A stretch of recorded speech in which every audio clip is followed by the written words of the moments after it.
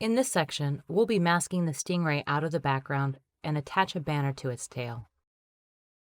We'll learn how to use the pen tool, how to rotoscope footage, how to track movements, and finally, how to attach one bit of footage to another. In this video, we'll learn how to use the pen tool to make shapes, which is an essential skill in any drawing program. For this exercise, I've created a separate project for you to practice with, but don't forget to save your other project. We'll be going back to it momentarily.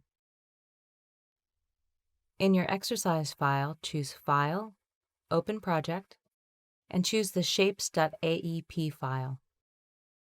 We'll be using this as a template to learn how to use the pen tool.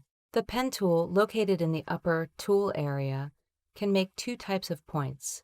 It can make corner and curve points. Let's start by making a square with corner points. Simply click the corners, and you'll begin to draw a shape. You'll notice when you come back to the very first point, you'll see a circle indicator next to your pen tool. That means you'll be closing the shape when you click. Next, let's try a circle. To create a curve point, you click with your mouse, hold your button down, and drag out the handles. I'll do that on the right, at the bottom, on the left. If I come back to the first point, I see the circle, and if I do a single click, it'll close the shape for me. Now let's try something a little harder. If you click on the pen tool and hold your mouse button, you'll see that there are some additional options for the pen tool. There's the Add Vertex Tool or Add Point tool, and you can use that to add points. Points can be moved with the arrow tool, and if you want to delete a point, you can use the Delete Vertex tool.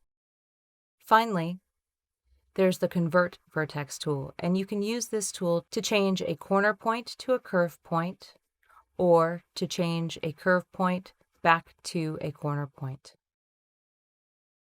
Now, let's try something a little harder. We'll switch back to the pen tool and click on the points like we did before.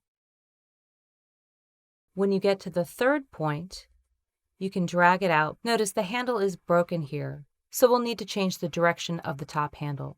We can use the space bar to get our hand tool and move the handle into view. If you use your Option key or Alt on the PC, you'll see that it turns your cursor into the Convert Vertex tool. By clicking on the handle, you can move it to the proper place on the template. I'll continue making the rest of my shapes.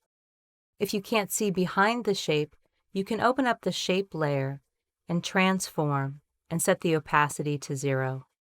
I'll click back on the last point that I created and then continue with my shape. Coming back to the beginning, I'll do a single click when I see the circle indicator.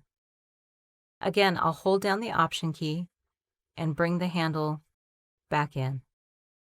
Now I can bring my opacity all the way back up.